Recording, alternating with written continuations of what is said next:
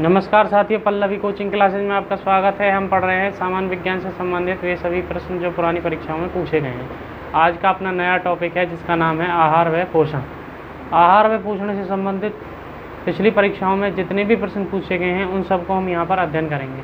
ठीक है, चाहे वो किसी भी परीक्षा में पूछा गया हो, उन सबको ढूंढ के हम यहाँ पर क्या करवाएंगे, आपको अध्ययन करवाएंगे। ठीक है, चलते हैं आज के पहले प्रश्न की तरफ। ये रहा आपके सामने।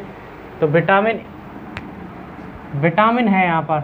सबसे पहले ये सारे प्रश्न जो हैं ये विटामिन से संबंधित हैं, क्योंकि आहार व पोषण के लिए विटामिन बहुत ज़रूरी होता है। तो देखिए, पहला प्रश्न है, निम्नलिखित में से विटामिन का कौन सा समूह जल में घुलनशील है। तो विटामिन का कौन सा समूह है जो जल में घुलनशील है। मैंने आपको पिछली कक्षाओं में भी बता रखा है, वीडियोज़ में, कि जो जल में घुलनशील होते हैं वो होते हैं बी और सी, और वसा में घुलनशील होते हैं अडेक ADEK। इस प्रकार से याद रख सकते हैं, या फिर इसको आप कीड़ा भी बोल सकते हैं। ठीक है, कैसे भी याद रख सकते हैं आप इसको, दोनों बता दिए हैं। तो जल में घुलनशील है कौन सा है, देखो A और D, D और E, A और K और C और B, यानी कि B और C ही जल में घुलनशील हैं। तो अपने पास ऑप्शन हो जाएगा D आंसर। ठीक है, अगला चलते हैं। कौन सा विटामिन युग्म जल में घुलनशील नहीं है। अब इनके ये क्या पूछ रहा है, नाम पूछ रहा है। ठीक है, रासायनिक नाम कैसे। तो देखो, बी का और सी का हमें नाम बताना है, बी का नाम और सी का नाम। तो मैंने इसके लिए एक ट्रिक बता रखी थी, रथ एक टॉफी।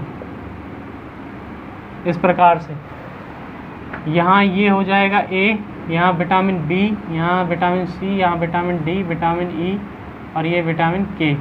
ये इन सब के नाम हैं। तो A का बन जाएगा R से, यानी कि रे से रेटिनॉल। B से बन जाएगा थाइमीन,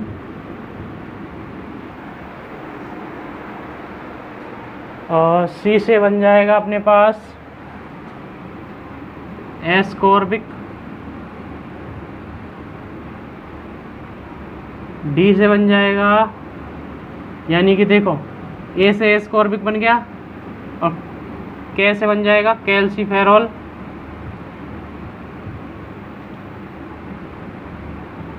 और E से बन जाएगा, E पे है टा, यानी कि टोकोफेरल। क्या बनेगा, टोकोफेरॉल। और K से बन जाएगा, यहाँ पर है फी का मतलब बनेगा यहाँ पर क्या बन जाएगा, आप बताइए।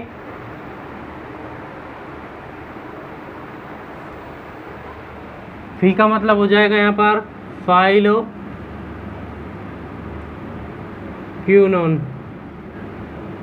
इस प्रकार से ये सारे मैंने आपको बता दिए हैं। रे से बन गया रेटिनॉल, विटामिन A का नाम, और थे से बन जाएगा विटामिन B का नाम थाइमीन।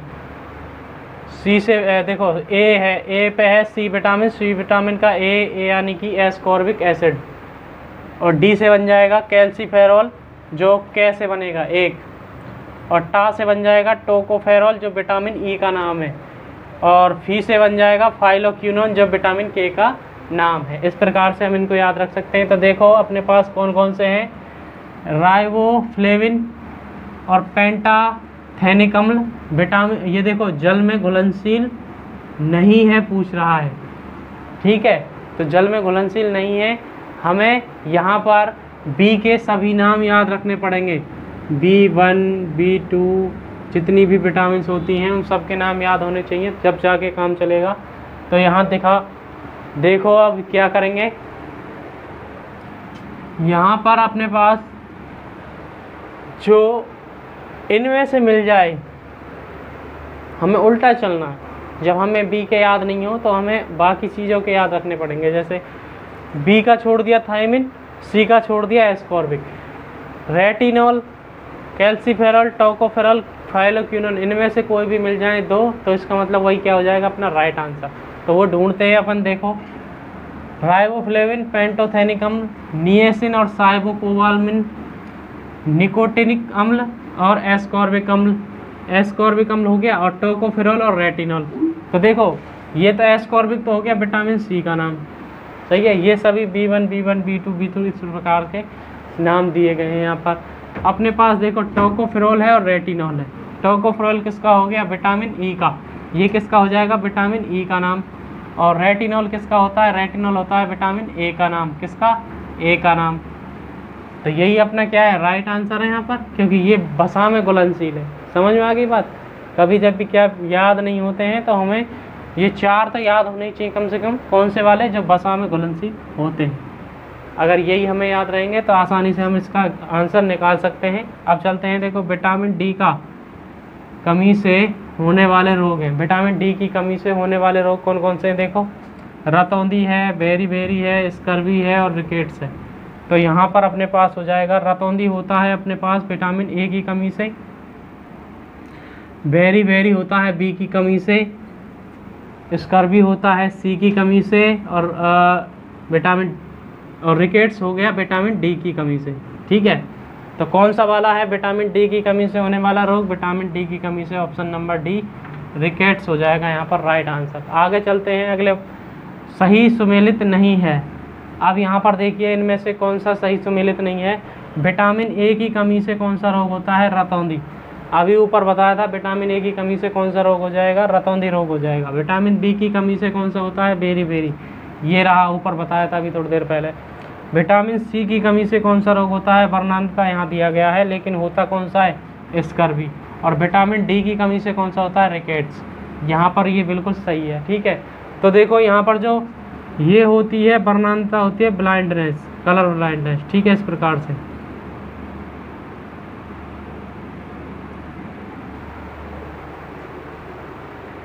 देखो यहाँ पर विटामिन सी का जो मेन रोग होता है विटामिन सी की कमी से, तो वो होता है यहाँ पर स्कर्वी। कौन सा होता है, स्कर्वी, ना कि वर्णांतता। तो ऑप्शन कौन सा सही हो जाएगा अपना, ऑप्शन नंबर सी अपना राइट आंसर हो जाएगा। आगे चलते हैं, निम्न में से कौन सा रोग एक पशुजन्य रोग नहीं है।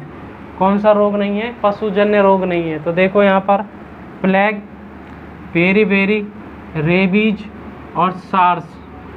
ठीक है, तो यहाँ पर देखो प्लेग किसके काटने से होता है भाई, चूहे के काटने से। बेरी विटामिन बी की कमी से होता है, सही बात है। और रेबीज जो है वो भी किसके काटने से होता है, कुत्ते के काटने से। और सार्स भी क्या है, जानवरों के काटने से होने वाला एक रोग है। ठीक है, तो अपने पास जो राइट आंसर आएगा वो कौन सा हो जाएगा, विटामिन बी। विटामिन बी क्या हो जाएगा, बेरी रोग, जो कि एक पशुजन्य रोग नहीं है। अब चलते हैं अपने अगले ऑप्शन की तरफ, प्रश्न की तरफ। भोजन में कौन से विटामिन की कमी से बेरी रोग हो जाता है। तो ये तो सीधा सा है, लेकिन यहाँ पर देखो ऑप्शन थोड़ा गड़बड़ दिए गए हैं। Vitamin B6, vitamin E, vitamin B1 और विटामिन D2। अब हमें ये तो पता है कि विटामिन बी की कमी से बेरी रोग होता है, लेकिन कौन से वाले से, विटामिन 6 से या विटामिन B1 से। तो अपने पास जो राइट आंसर हो जाएगा विटामिन B1 से। कौन सा रोग होता है, बेरी रोग होता है। ठीक है, अब चलते हैं अपने अगले सवालों की तरफ।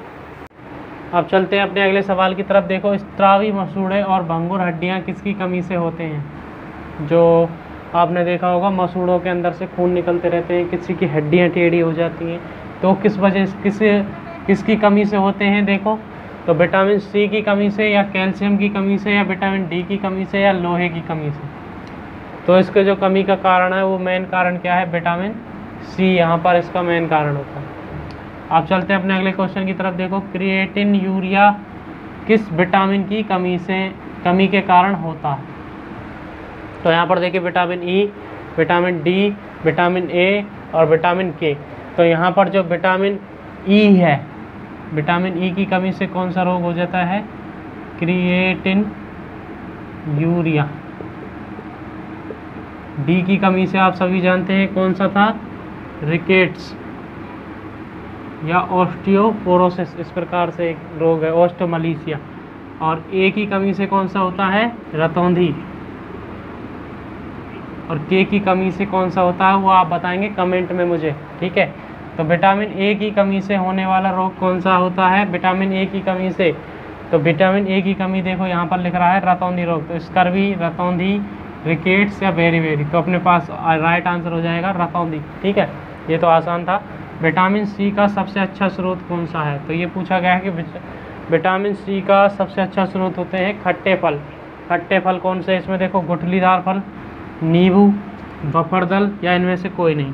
तो इनमें देखो नींबू है जो खट्टा फल है, नींबू के साथ साथ कौन सा आता है? आंवला आता है। ठीक है, दही भी आ जाती है इसमें, और हरी मिर्च भी आ जाती है, नींबू आ गया। ठीक है, संतरे वगैरह ऐसे आ जाते हैं सब। तो आंवला और हरी मिर्च किसके स्रोत हैं? अगला प्रश्न है, आंवला और हरी मिर्च किसके स्रोत हैं? अभी बताया था थोड़ी देर पहले ऊपर। तो vitamin C, vitamin D, vitamin E और विटामिन ए। तो राइट आंसर कौन सा हो जाएगा? विटामिन सी इसका राइट आंसर हो जाएगा। विटामिन K1 का वैज्ञानिक नाम क्या है? तो देखो मैंने आपको बताया था जो विटामिन के होता है, विटामिन के का जो नाम होता है क्या होता है अपने पास? एक तो होता है इसका फाइलोक्विनोन, दूसरा होता है, देखो एक तो मैंने आपको बताया था फाइलोक्विनोन, दूसरा हो जाता है इसी के साथ देखो नेफ्थलोक्विनोन, इस प्रकार से। ठीक है, अब यहाँ पर आ रहा है K1, विटामिन K1 का विटामिन जो K1 होता है इसका नाम हो जाता है अपने पास, ये लिख रहा फाटोन डाइओन। कौन सा होता है? फाटोन डाइओन।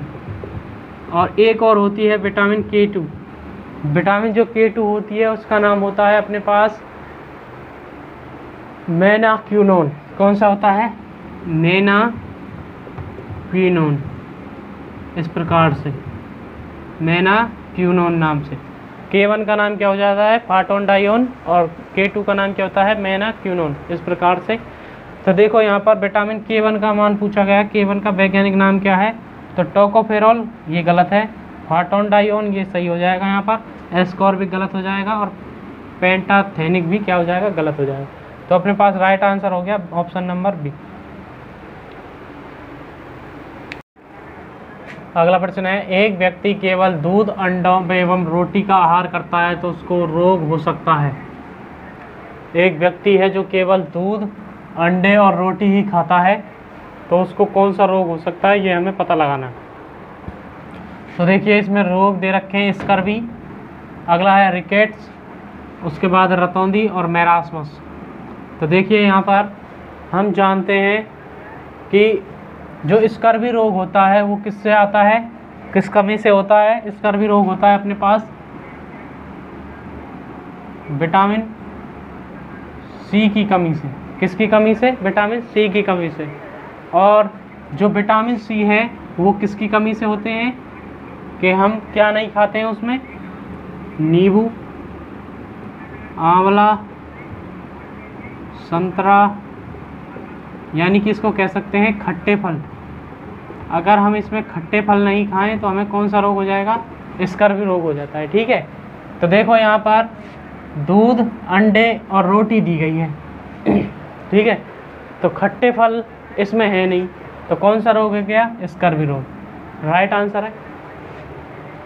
निम्नलिखित में से कौन सा संक्रामक बीमारी नहीं है?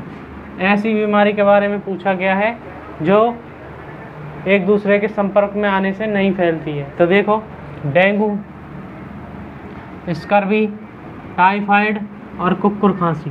खांसी के बारे में आप सब जानते हो कि ये संपर्क में आने से क्या होती है? फैलती है। समझ में आ गई बात? टाइफाइड भी ऐसे ही रोग है और डेंगू भी क्या है? संक्रामक बीमारियां हैं। लेकिन ये पूछ रहा है संक्रामक बीमारी नहीं है। जो स्कर्वी क्या है? एक संक्रामक बीमारी नहीं है। क्यों नहीं है? क्योंकि ये खट्टे फल खाने से होती है। ठीक है, अगर जो व्यक्ति खट्टे फल खाएगा उसको तो ये बीमारी नहीं होगी, जो नहीं खाएगा उसको ये बीमारी हो जाएगी। तो इसमें उसका कोई लेना देना नहीं है। अब जैसे मैं खट्टे फल नहीं खाता, मेरे सामने वाला खट्टे फल खाता है, तो ये बीमारी उसके नहीं लगेगी। समझ में आ गई बात? इस प्रकार से आगे चलते हैं। दूध में कौन सा विटामिन नहीं पाया जाता है? तो इनमें से दूध में कौन सा विटामिन नहीं पाया जाता है? Vitamin A, vitamin C, vitamin B, vitamin D. तो अपने पास जो राइट आंसर हो जाएगा विटामिन, देखो यहाँ पर अभी थोड़ी देर पहले बताया था दूध में कौन सा विटामिन नहीं पाया जाएगा? रोग कौन सा हो रहा था, स्कर्वी। कौन से विटामिन कमी हो गई, सी की। तो दूध में कौन सा नहीं पाया जाएगा, विटामिन सी। इस प्रकार से हम याद रख सकते हैं इसको। आगे चलते हैं अगले प्रश्न की तरफ। टोकोफेरल, टोकोफेरल यानी कि विटामिन ई का ये क्या है, वैज्ञानिक नाम दिया गया है। कौन से पशु के दूध में प्रचुर मात्रा में पाया जाता है। जो विटामिन ई है वो कौन से इनमें से, देखो बकरी, ऊंट, गाय और भैंस जानवर के, कौन से जानवर के दूध में क्या पाया जाता है, विटामिन ई प्रचुर मात्रा में पाया जाता है। देखो यहाँ पर आ जाएगा अपने पास बकरी। बकरी के दूध में क्या होती है, विटामिन ई प्रचुर मात्रा में पाई जाती है। आगे चलते हैं अगले प्रश्न की तरफ। मछली के यकृत तेल में किस विटामिन की प्रचुरता होती है। जो मछलियों का यकृत होता है, यकृत तेल जो होता है, उसमें किस विटामिन की प्रचुरता होती है। तो अपने पास देखो vitamin A, vitamin C, vitamin D और विटामिन ई। तो यहाँ पर जो राइट आंसर हो जाएगा वो हो जाएगा विटामिन डी, अपना राइट आंसर हो जाएगा। और ये सभी क्या हो जाएंगे, यहाँ पर गलत हो जाएंगे। तो अपने पास मछली के यकृत तेल में कौन सी विटामिन पाई जाती है, डी। ठीक है, आगे चलते हैं। शरीर में विटामिन डी के अभाव के कारण कौन सा रोग हो जाता है। तो विटामिन डी की कमी से कौन सा रोग होता है, वो होता है अपने पास रिकेट्स। कौन सा होता है, रिकेट्स, ये हमने पढ़ा है। तो देखो बेरी बेरी, घेंगा रोग, स्कर्वी और सूखा रोग। सूखा रोग को क्या कहते हैं, रिकेट्स कहते हैं। तो अपना राइट आंसर क्या हो जाएगा यहाँ पर, डी ऑप्शन राइट ऑप्शन हो जाएगा। अब चलते हैं अपने अगले क्वेश्चनों की तरफ। अब देखिए अपना अगला प्रश्न है, सूर्य प्रकाश के संपर्क में आने से मानव शरीर में कौन सा विटामिन उत्पन्न होता है, ये हमसे पूछा गया है। तो देखिए vitamin A, vitamin B, vitamin C, vitamin D. आप सभी जानते हैं कि सूर्य प्रकाश में जाने से कौन सा विटामिन हमारे शरीर में बनता है, तो वह विटामिन डी बनता है। ठीक है, जो हमारी हड्डियों के लिए क्या होता है, मजबूत करता है। सूर्य की किरणें मानव शरीर के लिए निम्न कारण से उपयोगी हैं। क्यों कारण से उपयोगी है, देखिए हड्डियों व दांतों को मजबूत करती है। आगे देखो त्वचा को विटामिन डी देती है, ऑक्सीजन उपलब्ध कराती हैं और रक्त प्रवाह को नियंत्रित करती हैं। अभी थोड़ी देर पहले हमने पढ़ा था कि सूर्य के किरणें जो मानव शरीर के लिए उपयोगी है। क्यों उपयोगी है, क्योंकि उनमें त्वचा पर क्या बनती है, विटामिन डी। त्वचा को क्या देती है, वो विटामिन डी देती है। ये इसका राइट आंसर हो जाएगा। आगे देखिए निम्न में से कौन सा एक प्रतिरक्त स्त्रावी है। यानी कुल मिला के बात यह है, प्रतिरक्त स्त्रावी का मतलब है खून का क्या जमे है रे, खून का थक्का जमना। ज़्यादा देर तक खून को बहने नहीं देता है, थक्का जम जाता है। ठीक है, तो प्रतिरक्त स्त्रावी कौन सा हो जाएगा, देखो vitamin A, vitamin C, vitamin E, vitamin K. तो जो राइट आंसर हो जाएगा वो कौन सा हो जाएगा, विटामिन के। Very good. आगे चलते हैं अगले प्रश्न की तरफ। विटामिन B12 कौन सी धातु होती है। तो विटामिन B12 में कौन सी धातु होती है, तो देखिए यहाँ पर जो विटामिन B12 है इसमें कौन सी धातु हो जाएगी अपने पास, Pb, यानी कि इसको बोलते हैं लेड, जिंक इसको बोलते हैं लोहा, और इसको बोलते हैं कोबाल्ट। तो अपने पास जो राइट आंसर हो जाएगा इसका क्या हो जाएगा, कोबाल्ट। कोबाल्ट इसका क्या हो जाएगा, राइट आंसर हो जाएगा कि विटामिन B12 में कौन सी धातु होती है, वो होती है कोबाल्ट। तो ये थे हमारे आज के जो अपना टॉपिक चल रहा था आहार एवं पोषण, उसके अंदर हमने जो आज पढ़े थे वो थे हमारे विटामिन से संबंधित वे सभी प्रश्न जो पुरानी परीक्षाओं में ज़्यादातर पूछे गए हैं। ठीक है, तो उससे संबंधित हमने 22 ऐसे क्वेश्चन पढ़ लिए हैं जो बहुत ही इंपॉर्टेंट साबित होंगे, जो आपकी आगामी परीक्षाएं हैं राजस्थान के अंदर, और भी अन्य जो परीक्षाएं हैं जो सेंटर में होती हैं उनके लिए भी हमारे ये क्वेश्चन क्या है, बहुत ही महत्वपूर्ण साबित होंगे। आप इनको देखते रहिए, पढ़ते रहिए।